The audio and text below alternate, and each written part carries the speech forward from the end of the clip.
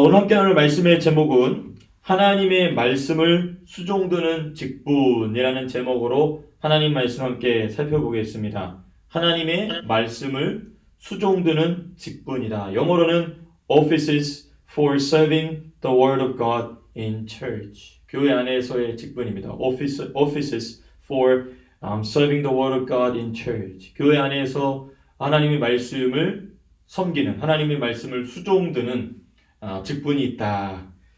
우리가 이 말씀을 나누기 전에 우리가 지난주에 나눴던 말씀을 우리가 잠시 좀 살펴보고자 합니다. 지난주에는 우리 주 예수님이 우리에게 은혜를 주시는데 그 은혜가 분량대로 주신다. 그 은혜를 분량대로 주신다라고 말씀을 나눴어요.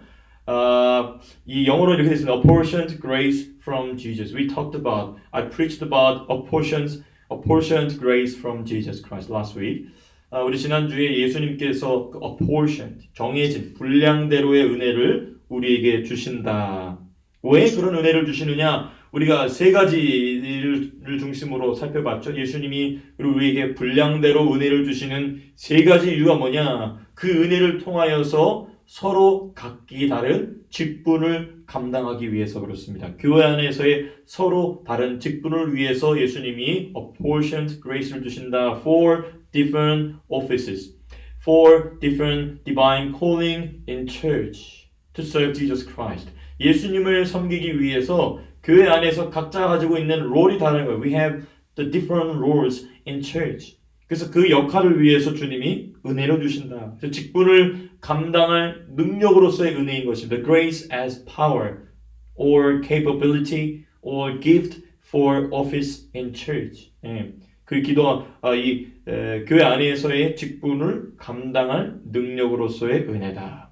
그래서 우리가 어떤 말씀을 잠깐 나눴었냐면 교회 안에는 은혜가 풍성해야 된다. The abundant grace in church. Abundant church with abundant grace. 그죠? 그 풍성한 은혜가 넘치는 교회 안에서는 하나님께서 이 직분을 감당하게 하시는 사람들을 이렇게 세우신다. 두 번째입니다. 이 은혜를 주시기 위해서 예수님이 무슨 일을 하셨느냐? What Jesus has done for this grace. 무슨 일을 하시냐? 두 가지였어요. 첫 번째, 지상에서의 삶과 사역입니다. 우리 주님이 우리에게 은혜를 주시기 위해서 이 땅에 오신 겁니다. 이 땅에 오신 것은 우리를 구원하시기 위해서, 또 나아가서 우리에게 은혜를 주시기 위해서 The reason of His incarnation is to give us salvation and grace for serving His church. 우리에게 그 교회를 섬길 수 있는 힘을 주시기 위해서 주님은 인카네이션 하셨다. 그래서 예수님의 삶과 사역, the life and His ministry on the earth. 이게 what Jesus has done for us.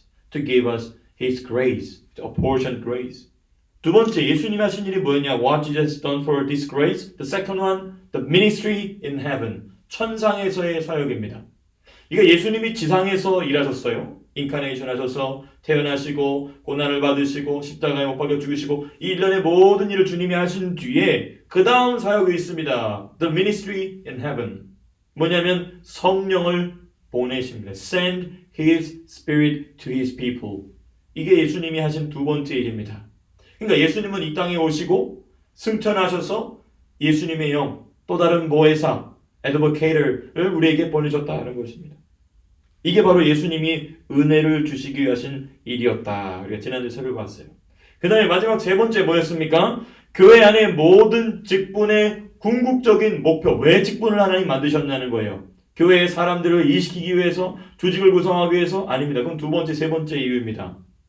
예수님이 저와 여러분들에게 이 직분을 주시는 뭐냐? The ultimate goal of all offices, all divine calling in church is to fill the whole universe with Jesus and His life. 뭐냐? 만물을 예수의 생명으로 채우기 위해서 저와 여러분들에게 예수님이 교회 안에서 직분을 주셨다는 것입니다. 그러니까 교회 안의 직분은 교회 열심히 다니고 오래 다니면 따는 무슨 직급이 아닙니다. 무엇을 위한 것이냐? 온 우주를 예수의 생명으로 충만하게 하기 위한 것이죠. 예수의 생명을 충만하게 to fill the whole universe with Jesus and His life. 그렇죠. 교회 안에서 그러므로 교회 안의 직분을 우리는 가볍게 여겨서는 안 되는 것입니다. 예. 그러므로 교회는 만물을 충만하게 하는 통로가 되는 것이죠. 유일한 통로. Then church became the only way to fill the whole universe with Jesus and His life. 그러니까 우리가 우리의 직분을 온전히 행할 때, when we serve our office in church sincerely, then our church became the way of the Lord and the lifeline to whole universe. 우리 저 온 우주를 향한 라이프라인이 되는 것입니다. 생명서, 생명줄이 되는 것이죠.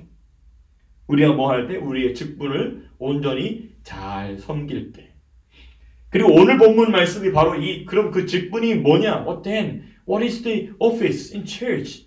What is the divine calling in church? 그게 오늘 verse 11 and 12, 11절과 12절에서 그 직분에 관한 얘기를 하고 있습니다. 주님이 교회를 위해 주님이 세우신 직분에 관한 것이죠. About offices, about divine callings in church and for church. 교회를 위한, 교회 안에서의 직분인데요. 일단은 그 직분은 무엇을 해야 되느냐? About what? 그래서 about what for? 첫 번째 뭐냐면 오늘 설교의 제목처럼 as a title of today's preaching, 하나님의 말씀을 수종드는 것입니다. Serving the word of God. 그러니까 every office in church, every divine calling in church is to serve the word of God. 하나님의 말씀을 수종드는 것이 교회 안에 있는 모든 직분의 목적이자 직분의 실제인 것이죠. 그러니까 예를 들어서 뭐 우리 교회는 없지만은 주방에서 밥을 짓는다. 그것도 역시 주님의 말씀을 수종드는 것입니다. 또 유치부, 유년부, 유치부, 유아부 교사로서 아이들이 예배 중에 끈가를 했다. 근데 그 끈가를 치워주는 그것도 주님의 말씀을 수종드는 것입니다. 너무너무나 중요한 차이점인 것이죠. 너무너무나 중요한 차이점인 것입니다. 무엇을? About what? 자, 근데 오늘은 어디에 집중하고 있냐면 about how에 집중하고 있어요. 어떻게? 그럼 그 말씀을 어떻게 수종드느냐? 말씀을 수종든다는 건 알겠어요. I know that we need to serve the word of God in church with our different offices and divine calling in church. 오케이. 근데 그거는 어떤 식으로 하는 거냐? 어떻게 하느냐? 거기는 두 가지 중요한 카테고리가 있어요. There are two important categories in church offices. 첫 번째 뭐냐면 말씀을 전하는 자입니다. The giving the word of God. 말씀을 전하는 자가 있고 그 다음에 두 번째 뭐냐면 말씀을 받는 자입니다. Receiving the word of God. 그러니까 하나님의 말씀을 전하고 하나님의 말씀을 받음으로써 하나님의 말씀을 수종드는 것이죠. So receiving the word of God is to serve the word of God. And giving, the preaching, teaching the word of God is also serving the word of God. 이게 바로 예수님의 하나님의 말씀을 수종든다는 것이 아주 중요한 두 가지 카테고리입니다. 그러니까 정리해보면 이런 것이죠. 예수님은 이 두 직분을 위해 은혜를 주셨다. 또 Jesus prepared a portioned grace for these two offices in church. 특별히 오늘 말씀 보니까 특별히 전하는 자를 먼저 세우셨습니다. Especially he appointed preachers, the giver of the word of God firstly. Then he also set up all the receivers of the word of God. 하나님 말씀을 받는 자들을 그 다음에 세우셨다는 것이죠. 그래서 먼저 오늘 본문 11절이 바로 그렇게 되어 있습니다. 말씀을 받는 자가 먼저가 아니라 말씀을 전하는 자가 먼저 교회에 세워진다는 것입니다. 그래서 우리 11절 말씀 다시 한번 읽어볼까요? 네, verse 11. Let's read it in Korean first, then read it in English. 11절 말씀 같이 한번 읽어보겠습니다. 시작. 그가 어떤 사람은 사도로, 어떤 사람은 선지자로, 어떤 사람은 복음 전하는 자로, 어떤 사람은 목사와 교사로 삼으셨으니. Jaden, would you please read the verse 11 in English, please? Would you please? When you're ready.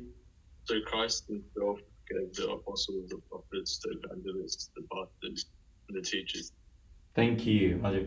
여기 보면은 이 다섯 가지의 직분이 나옵니다. 다섯 가지. There are 5 offices. There are 5 divine roles in church as the giver of the word of God. 그렇죠? 첫 번째 뭐냐면 하나님 말씀을 전하는 5 종류의 직분이 나와요. 첫 번째 apostle, 사도가 나오죠. 두 번째 prophet, 선지자가 나옵니다. 세 번째 복음 전도자 evangelist가 나와요. 그 다음에 네 번째 목사 pastor. 그다음 마지막 네 번째 교사 teacher. 다섯 가지의 직분은 전부 공통점이 뭐냐면 하나님의 말씀을 전한다는 것이죠.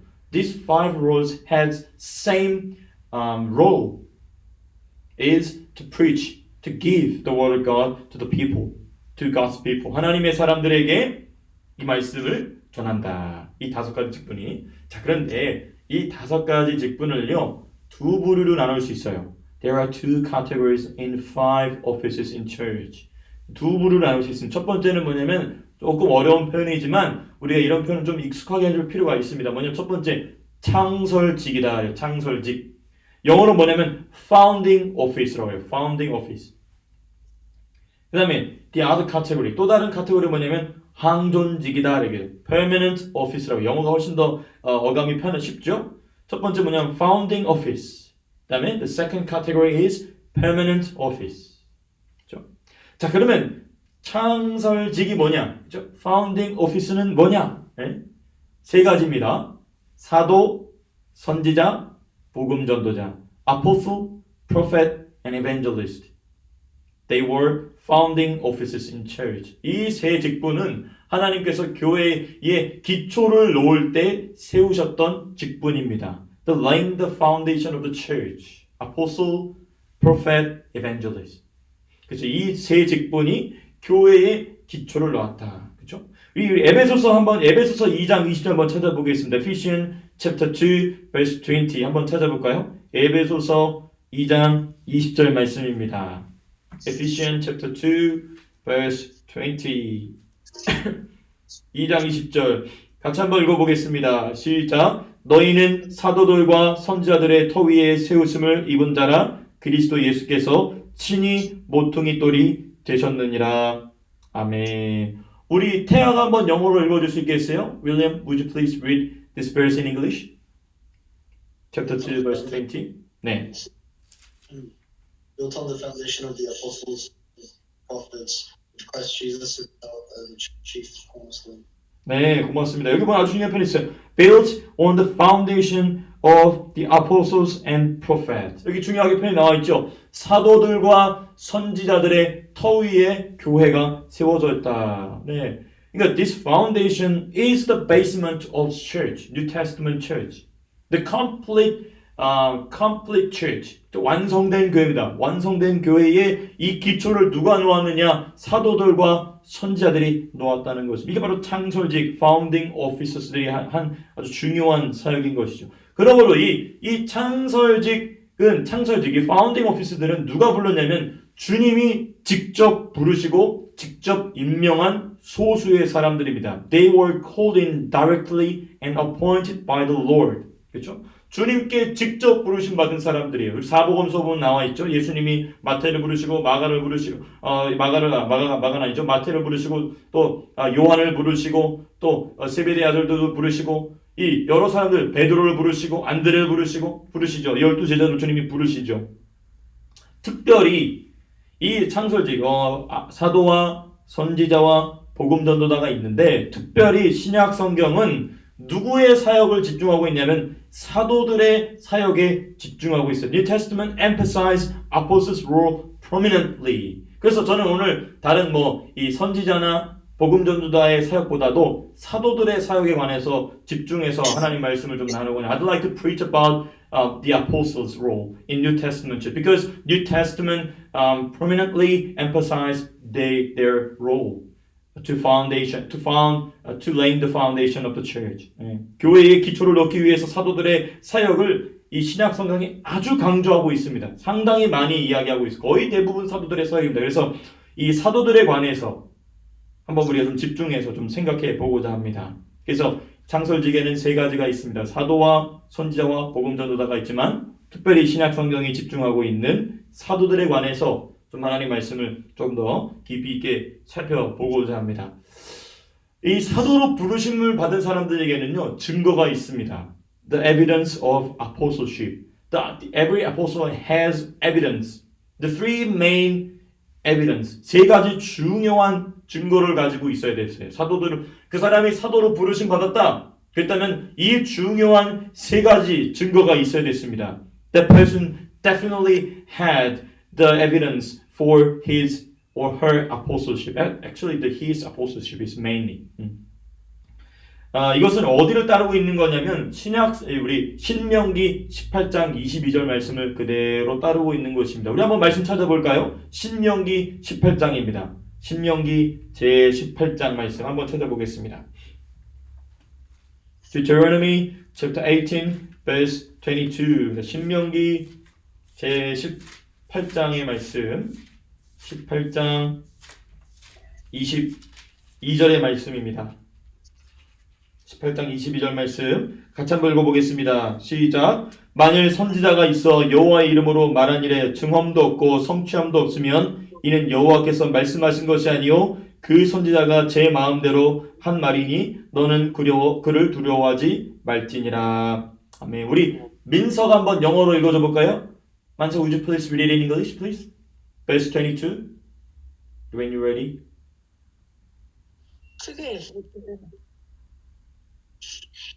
If what a prophet proclaimed in the name of the Lord does not take place or come true, that is a message the Lord has not spoken, that prophet has spoken. Please do not go on. 네, 고맙습니다. 네.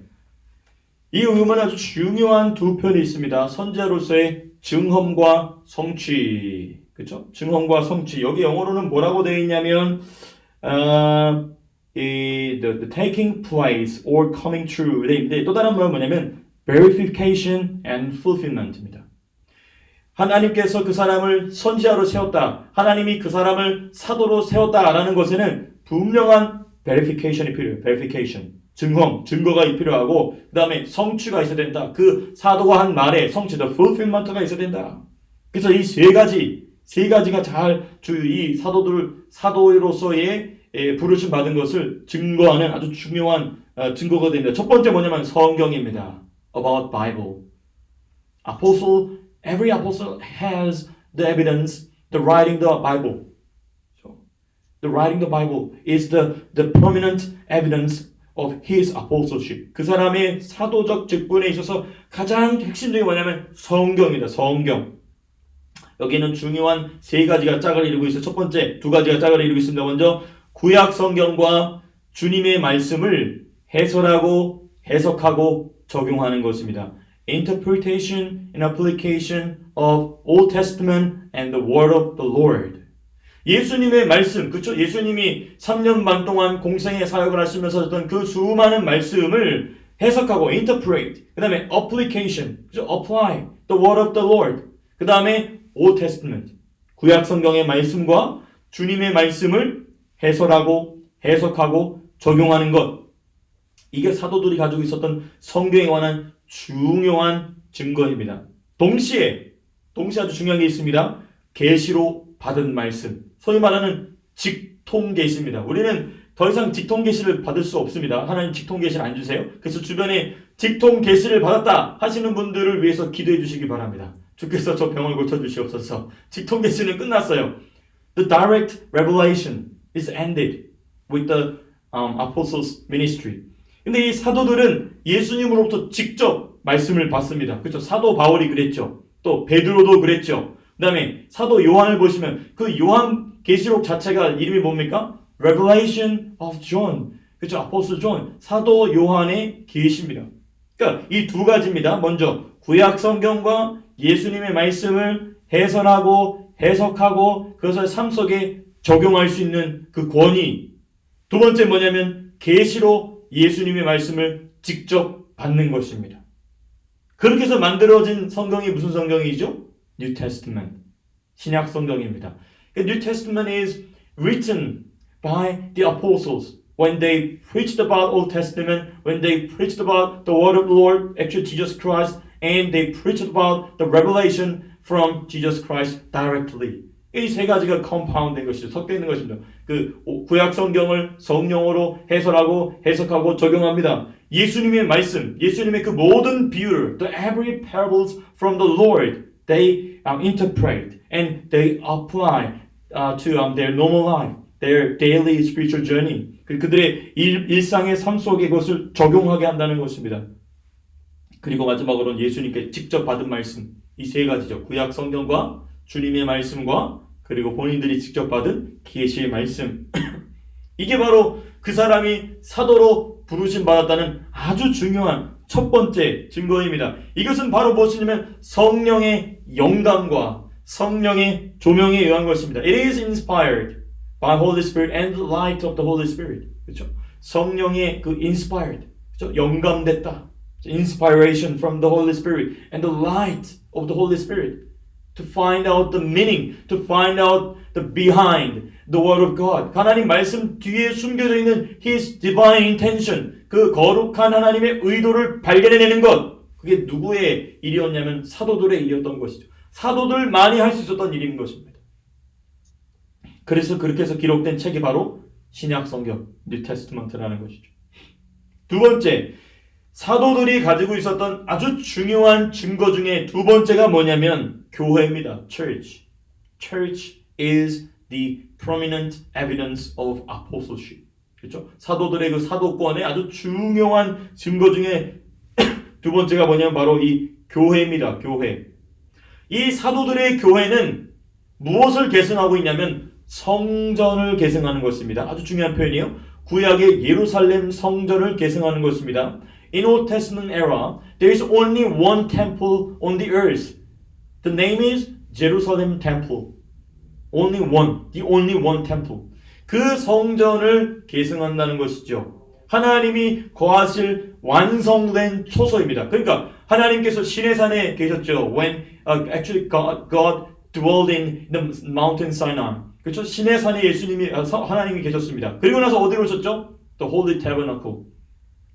He came to Holy Tabernacle. 거룩한 장막으로 오셨습니다. 근데 거룩한 장막에서 어디로 가셨죠? The Holy Temple in Jerusalem. 제루살렘 템플로 가십니다. 그리고 그 제루살렘 템플, 예루살렘 성전으로 가셨던 하나님께서 이제는 어디에 계시느냐? 완성된 the complete dwelling place for God.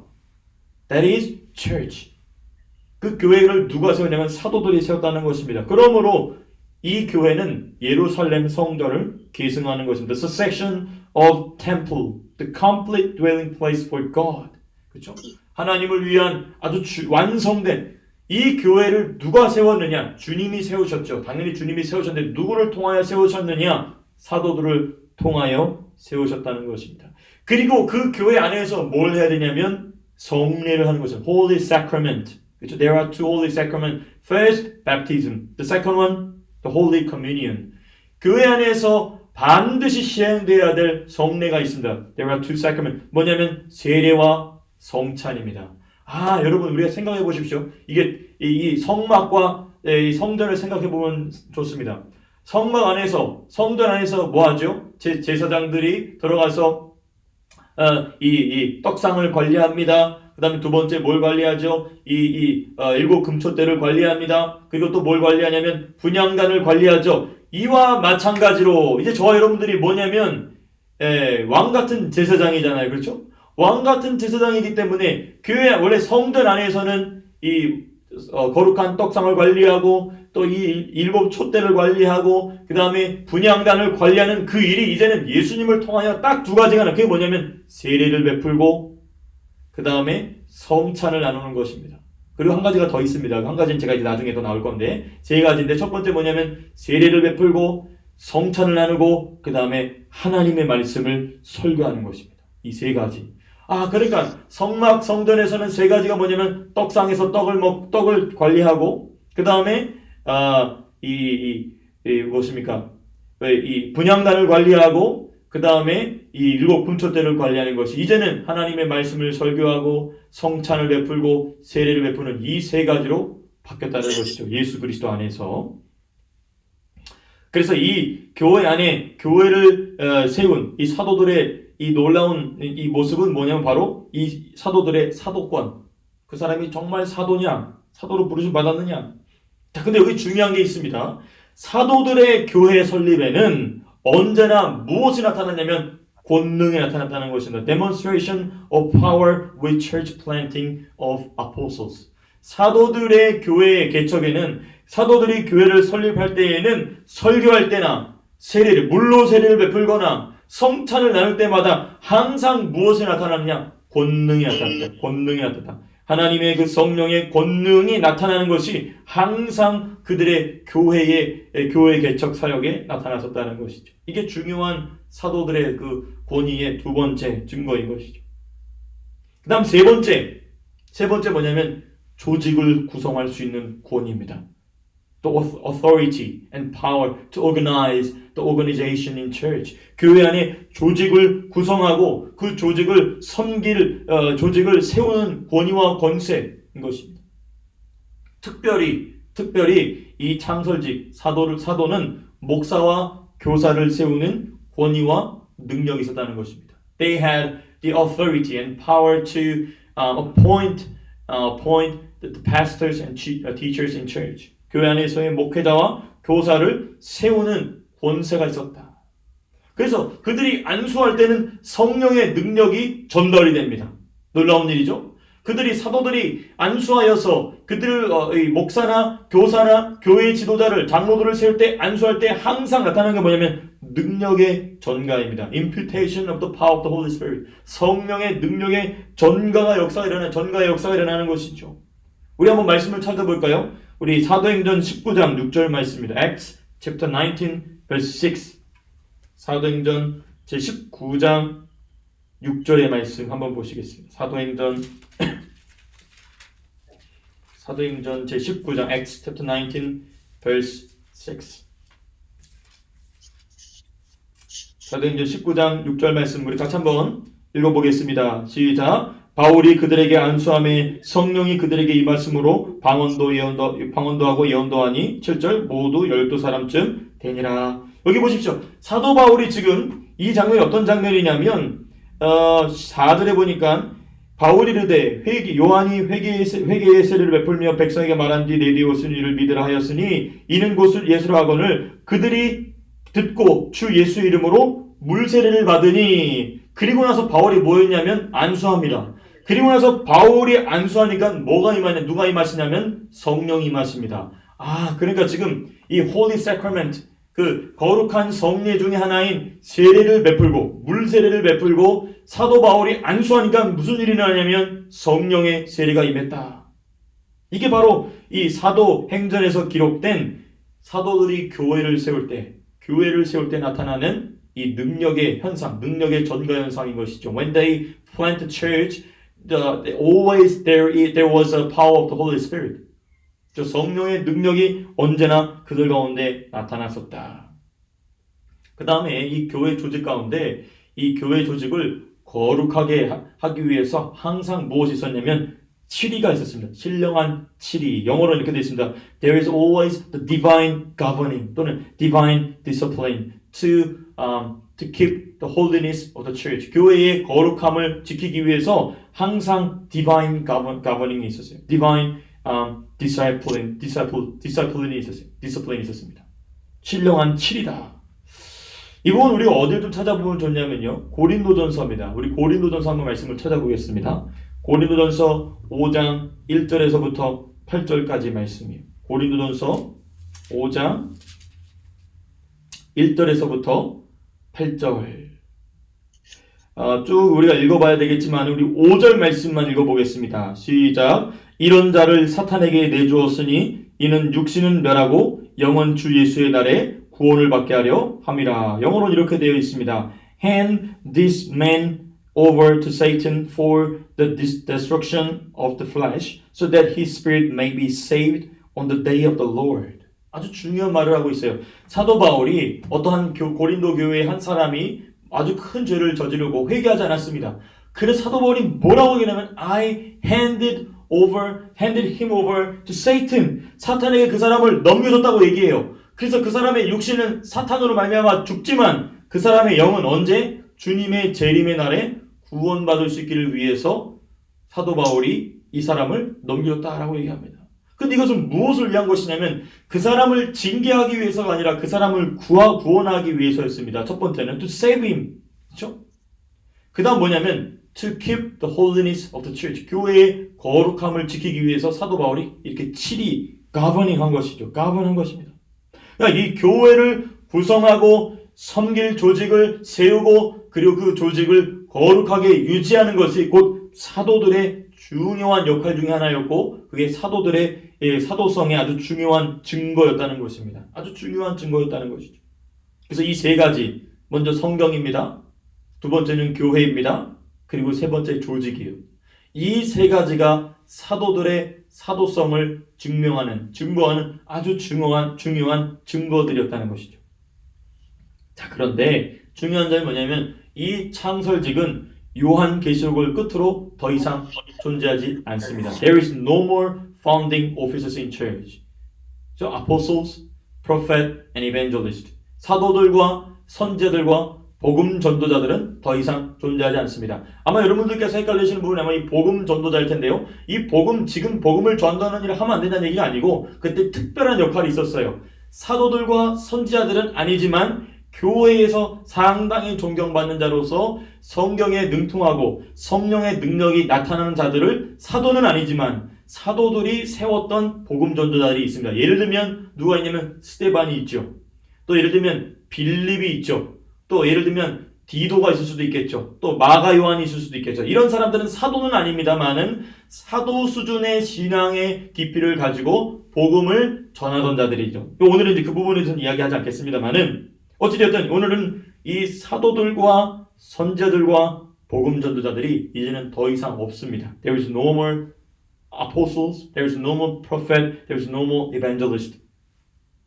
그럼 왜 사라졌느냐? 언제 사라졌냐면 요한 계시록의 기록의 끝으로 사도들은 더 이상 존재하지 않게 됩니다. When the inspiration stops to write down the New Testament, their founding office is gone. 이 창설직은 이제 사라져버리게 된 것입니다. 신약 성경의 기록으로 시작된 이 창설직은 신약 성경의 기록으로 사라지게 된 것입니다. 네.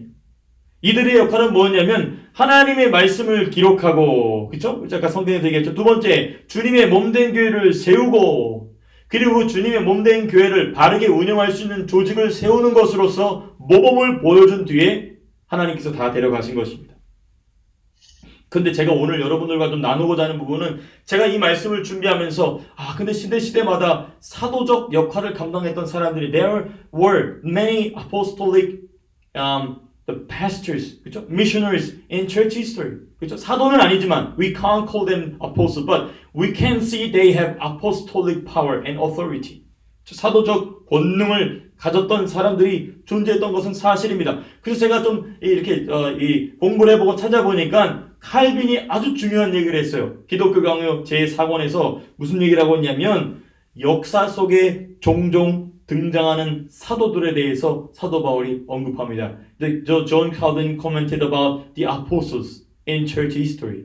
아주 중요한 얘기를 했어요. 특별히 칼빈은 누구를 사도라고 주로 불렀냐면 루터를 향하여 사도라고 불렀어요. 루터를 향하여 편지를 쓸 때마다 나의 아버지여 라고 불렀어요. 칼빈은 자기의 종교개혁의 선배이자 탁월한 종교개혁자였던 영적인 스승이었던 영적으로 앞장서 있었던 루터를 향하여 나의 아버지여 라고 부르고 나의 사도여 라고 편지했습니다. 아주 놀라운 표현이죠.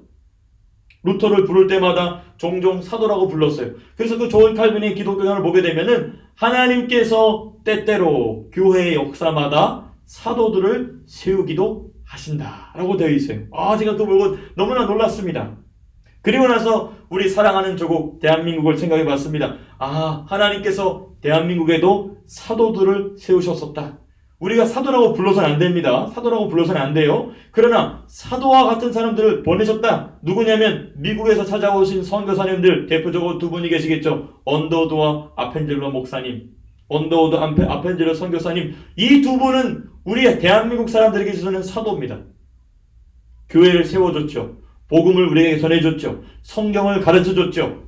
어떻게 하는 것이 우상 숭배의 저질스러운 삶을 끝내고 하나님 나라의 백성으로서 아름다운 복음의 나라를 세울 수 있는가를 가르쳐준 최초의 사람들.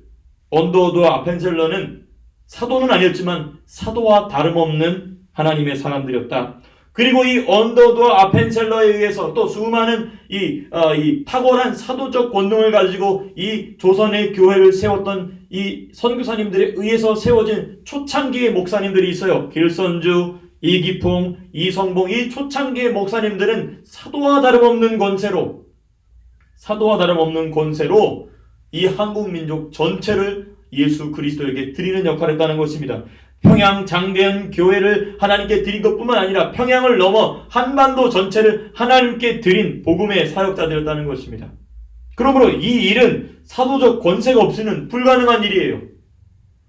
그러니까 우리는 그분들을 사도라고 불러서는 안 됩니다. 그러나 사도와 같이 하나님이 사용하신 위대한 하나님의 사람들이었다 라는 것을 우리는 교회의 역사 속에서 살펴보게 되는 것입니다.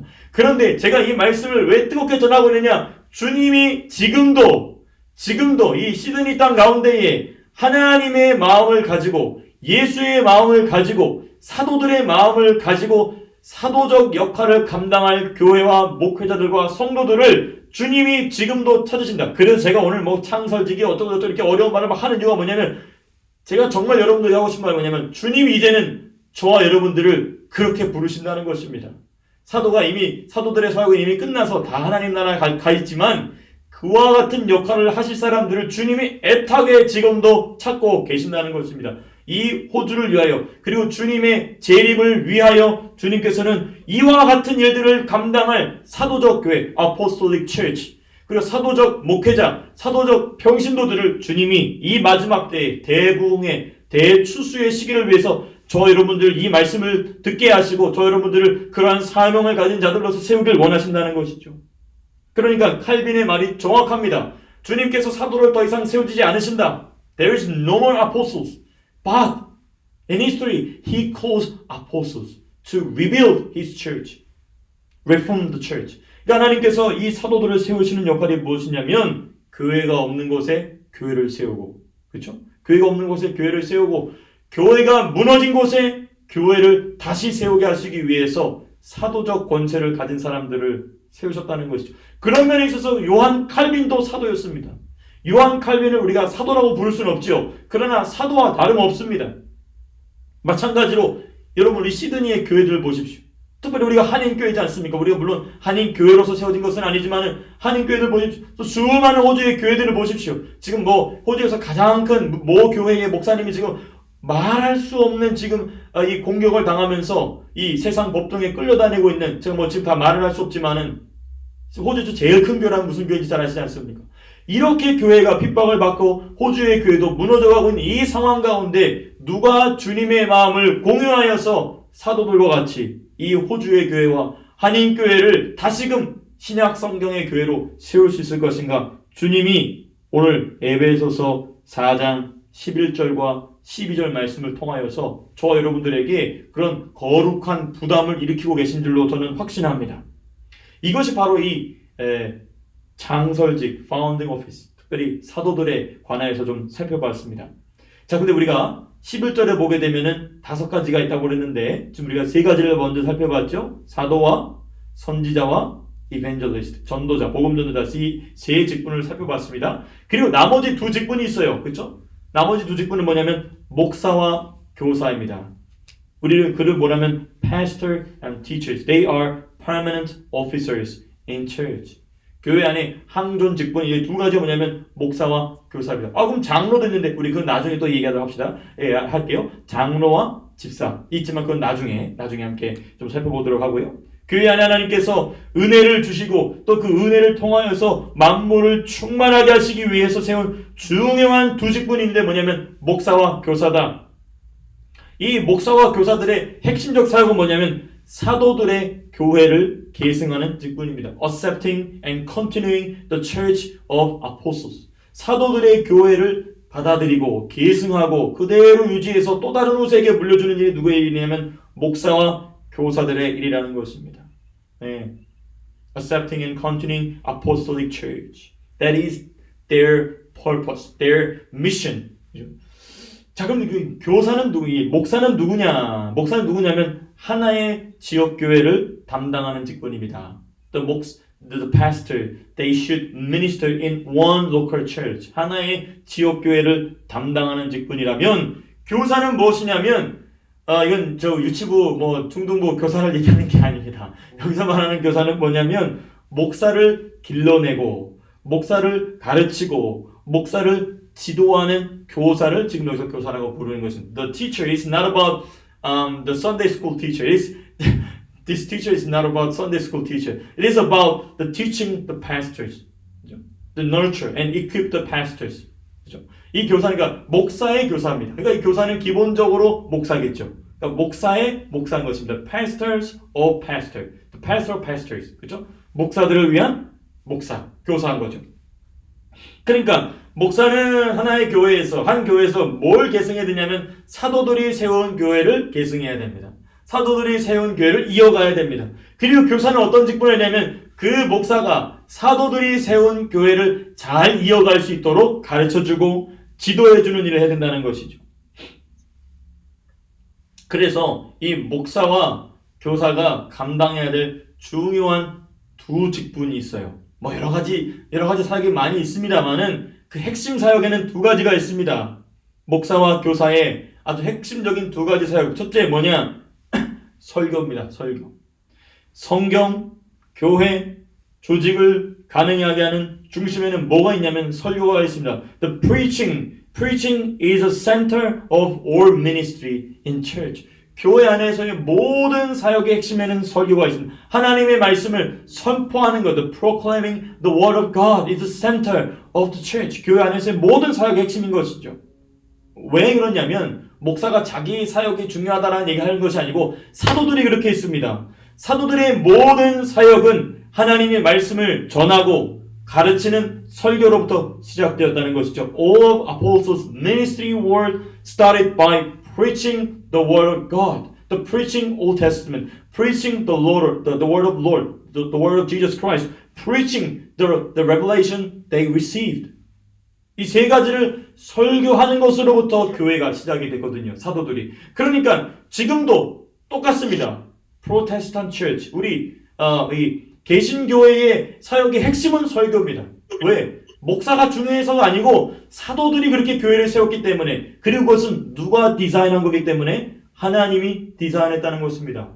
The preaching is a center. Actually, it is designed by God from the New Testament era. 근데 이것을 무너뜨리는 것은, 그러니까 설교가 빈약해지면 교회의 모든 사역이 빈약해지는 것입니다. 이게 바로 사도들이 중요하게 설교하는 일을 핵심적으로 했었던 것이 바로 우리로 하여금 목사가 해야 될 일의 핵심은 설교구나. 설교만 있는 것은 아닙니다. 교회 안에 설교만 있는 것은 아니에요. 근데 설교는 모든 교회의 사역을 은혜로 풍성하게 하는 핵심에 있다. 자, 그런데 사도들이 목사와 교사들에게 중요하게 남겨준 또 다른 중요한 신앙의 유산은 뭐냐면 기도예요. 기도. 사도들은 끊임없이 기도에 힘썼다. They constantly prayed with their passion. 그들의 열정을 가지고 끝없이 기도했습니다. Constant prayer life of apostles. 이게 왜 중요하냐면요. 사도들의 교회와, 그렇죠? 사도들이 교회를 세웠어요. 사도들의 교회와 그리고 사도들의 사역, 그렇죠? 사도들이 했던 그 사역을 우리는 목사와 교사는 그대로 이어가야 되거든요. 그렇게 이어가기 위해서는 사도들의 가르침을 늘 연구해야 됩니다. 늘 연구하고 그것을 늘 살펴봐야 되는데 그 사도들의 가르침을 연구하는 것은 기도와의 균형이 아니라 기도의 결과인 것이든. 우리가 많은 오해를 하고 있는 말 중에 하나가 뭐냐면 기도와 말씀의 균형을 맞춰야 된다 그래요. 근데 우리가 어떻게 기도와 말씀의 균형을 맞추죠? 하나님의 말씀을 우리가 균형을 맞출 수 있나요? 그거 아닙니다. 우리가 말씀을 보는 깊이는 무엇의 깊이의 결과냐? 기도의 깊이의 결과입니다. 아주 중요한 것입니다. 그러니까 사도들은 기도와 말씀의 균형을 갖춘 게 아니고 말씀을 전하기 위해서 항상 기도로 준비했다. They prepared the preaching with the prayer. 그러니까 하나님의 말씀을 전하는 것은 기도의 결과물이다. 이거는 목사와 교사에게만 있는 것이 아니라 모든 평신도들에게도, 모든 성도들에게도 동일하게 적용됩니다. 왜 그렇죠? 우리 사도 베드로가 그 글을 기록하는 게 저는 너무나 감사해요. 왜냐하면 저와 여러분들을 무엇과 같은 제사장으로 부르셨다고요? 왕 같은 제사장으로 부르셨기 때문에 이제 말씀을 전하고 증거하는 일은 목사에게만 한정된 일이 아니라 모든 평신도들에게 all the lay people also has the responsibility to preach the gospel. 그렇기 때문에 기도는 반드시 하나님 말씀을 전하는 일에 선행되어야 된다. 항상 선행되어야 된다. 그러므로 기도와 말씀은 균형이 아닙니다. 그 교만한 말이에요. 우리가 어떻게 하나님 말씀을 가지고 어떻게 균형을 맞춥니까? How dare we can make a balance between word of God and prayer life? It's not possible. 이거는 blasphemy입니다. 신성모독이에요. 뭐냐? 하나님의 말씀을 전하는 것은 오직 기도의 결과로서. 그러므로 기도가 부실한 성경 연구는 무기력한 설교를 만들어냅니다. 그리고 무기력한 설교는 교회 조직의 빈곤을 불러옵니다. 교회 조직의 붕괴를 불러와요. 그리고 마지막 스텝이 뭔지 아십니까? 교회 조직의 분열을 가져옵니다.